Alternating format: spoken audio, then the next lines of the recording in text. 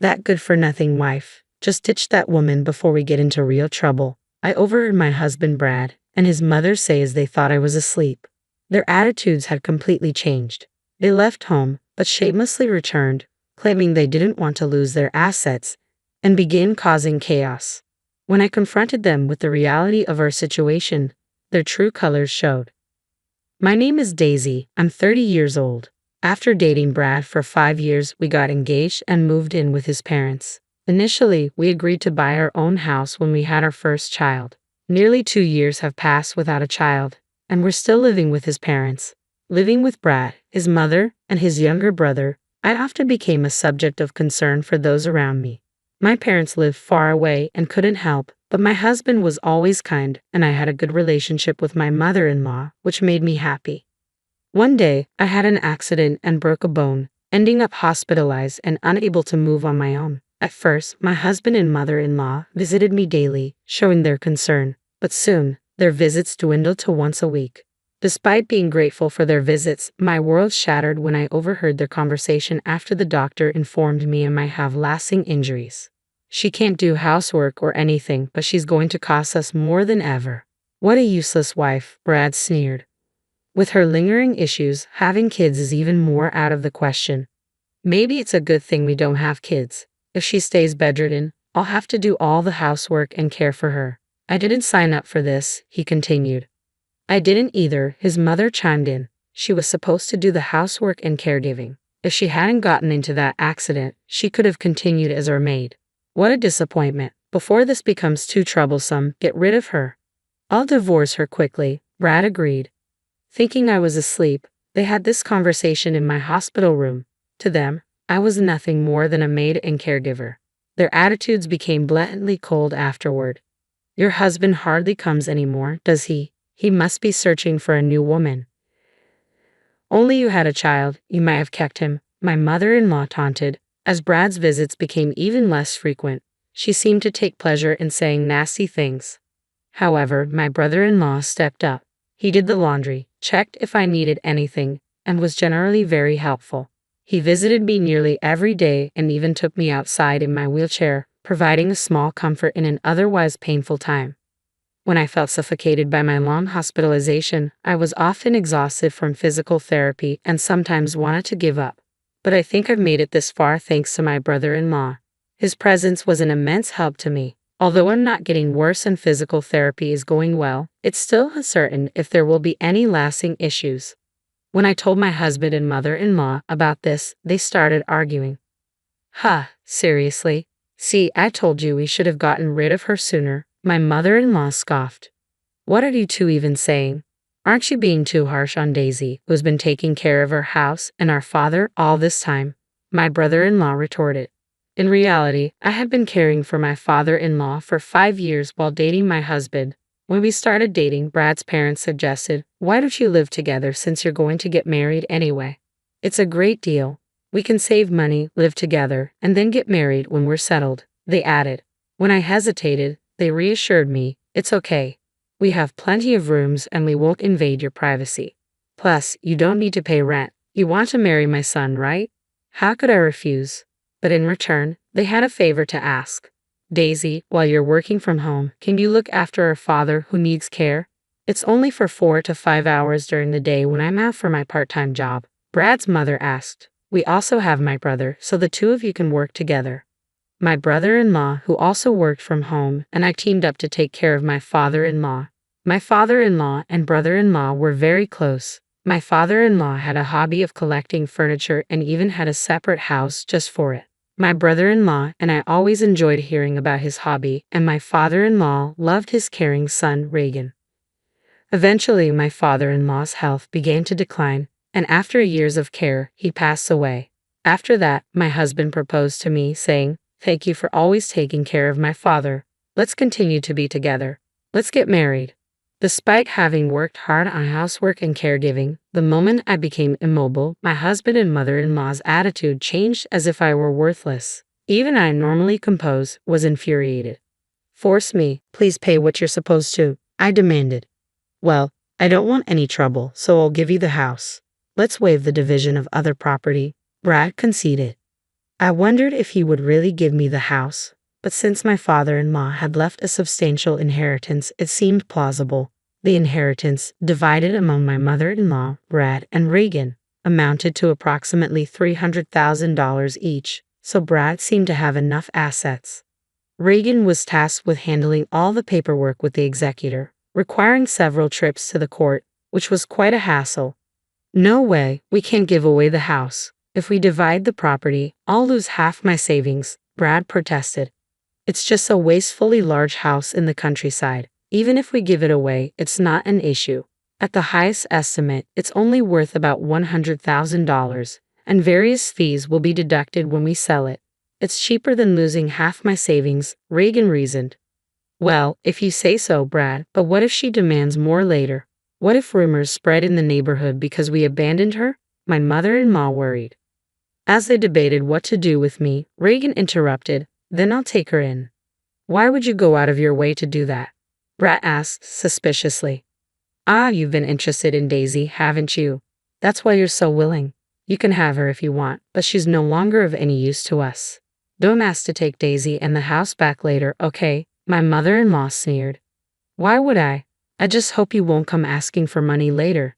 And remember, you can't return damaged goods, Reagan replied sharply. Brad and Reagan signed the papers and arranged to formally change the property title through a lawyer. I'll take out some money from my savings, so why don't you find a younger, healthier, and prettier woman to marry and build a better house, Reagan suggested. Sounds good, Brad agreed. Then he turned to me. Hey Daisy, get a lawyer to file for our divorce quickly. They said they'd stay in a hotel for a while and left the room. Reagan and I silently saw them off. I had to find a lawyer to file for our divorce first. With Reagan's help, I filed for the divorce, and in a few days Brad and I became complete strangers. A week later, Brad and my mother-in-law packed their belongings and left the house. It was strange that Reagan, Brad's brother, continued to visit me. Now that I've divorced your brother, there's no need for you to worry about your former sister-in-law, I told him. He responded, I'm doing this because I wanted to let you know that I didn't get along with you just because you were my brother's wife. We both provided care and did housework together. We've talked a lot more in these 7 years than you ever did with my brother. We're friends, aren't we? Reagan said with a gentle smile. All I could do was express my thanks and gratitude. A month later, I was discharged from the hospital. Although I had to visit for physical therapy, I felt relieved to be home after such a long time. Do you think those two will ever come back? I'm worried they might return and make me work again, I confided. If they come back, I'll drive them away. I can't forgive them for treating you so horribly. Plus, they have no right to return to this house, Reagan reassured me. I was still unable to move as before, so Reagan took care of most of the household chores. Fortunately, as I had been working from home as a freelancer, I was able to return to work and contribute financially. Thanks to the bi-weekly physical therapy, I recovered smoothly without any complications. A year later, I was able to live as before, and Reagan and I collaborated on the housework. We spent more time together, syncing our days off to go on trips. Just when I thought our peaceful days would continue, a storm suddenly came. One night, while Reagan and I were eating dinner, there was a knock on the door and the intercom rang repeatedly. Nervously, I answered, and the person on the monitor was Brad. Hey, open up, he demanded, thinking this noise might disturb the neighbors. I opened the front door, and Brad entered the house without hesitation. What do you want? I asked, irritated by his sudden appearance. Why do I have to put up with such an attitude just for coming home? This isn't your home anymore. State your business and leave quickly, I demanded. What are you talking about? I'll be living here again from today. Oh, I'm hungry. Hey Daisy, give me some food, Brad demanded, expecting me to serve him. Hey, cut it out. Why are you here? I asked, growing increasingly frustrated. Well, I've spent almost all my money, and my mom will be here soon too, so leave the door unlocked, he said casually. As I remained silent, he remarked, Oh, you're all healed up, huh? That's great. Let's get back together. You must have had a hard time without me. His audacity made me feel sick. Stop it. I divorced you. I don't care about you anymore, I snapped. Don't get cocky. You've been living on my money all this time, and you can't do anything but housework. Just shut up and do as I say, Brad shouted, his voice dripping with entitlement. Just then, the door opened, and his mother arrived. You left the door unlocked. That's careless. Oh, what's going on? She asked, noticing the tension. She's been getting cheeky, so I was giving her a bit of education. She's grown thick-skinned in the year we've been away, Brett explained casually, as if it were a normal occurrence. Once again, Brad and his mother began to make themselves at home as if it were the most natural thing in the world. Enough is enough. This isn't your home. I'm calling the police, I declared, fed up with their intrusion. Oh yeah, about that. This house was originally in your father's name, right? So that means that the heir, including my mother, makes our agreement null and void, doesn't it? Brad shouted, making an unreasonable claim. You promised to give me the house. If you're nullifying that, then everything about the division of property should be nullified as well. Give me half the savings, he demanded. Sure, but I don't have it anymore. Didn't I tell you earlier? I've squandered it all. I quit my job, spent it all on booze, fun, investments, you name it. I also have some debts with consumer finance, about $20,000, Brad confessed, shocking me with his recklessness. I guess, can you pay for me? Brad asked, catching me off guard. Initially, I thought he was lying, but his mother confirmed it. I can't lend you that much money, I replied, taken aback. I'm not asking you to lend it. I'm telling you to pay it, Brad demanded. I'm not giving you any money. I'm calling the police, I declared, feeling the surge of anger. As Reagan dialed the police to report the situation, Brad's demeanor shifted. You've become quite daring in the past year. You're just showing off because Daisy's here, he sneered. Brad began to wreak havoc in the house, breaking precious furniture that had been my father-in-law's keepsake. His mother joined in, destroying furniture and laughing as she did so. It's my father's and aunt's, I pleaded, horrified by their rampage. About 10 minutes later, when the police arrived, I explained the situation to them. This is quite a mess. Let's hear your side of the story, the officer said. What's wrong with me breaking things in my own house? Brad retorted. That's right, we're just crushing things we don't need. What's the problem? His mother added. When the police seemed unsure how to respond, Reagan stepped in. This house has never belonged to these two. It's under Daisy's name. Huh? What kind of nonsense are you talking about? Brad exclaimed. Actually, before he passed away, our father-in-law left a will through a lawyer. Of course, you wouldn't know. You handed over what you were told and left the rest to Reagan. So this house was yours from the beginning, Reagan explained. As the truth sunk in, Brad and his mother stood dumbfounded. So, this isn't your property, then, the officer clarified. Oh, hold on, but I'm her ex-husband. We're like family, so she'll forgive me, right? Brad attempted to reason. Don't make me laugh. You're a stranger once you're an ex. I don't even know that you were in contact with another woman before our divorce was finalized and who treated me like a maid if not you, I countered firmly. No, that's not what happened. I was just going along with what my mom said. She ordered me to do all this, Brad. What are you saying? Your failed business, your failed relationships with young girls, your gambling debts. Aren't these all you're doing? His mother confessed, exposing his deceit. According to his mother, Brad had been trying to marry a young woman after our divorce, a revelation that left me stunned.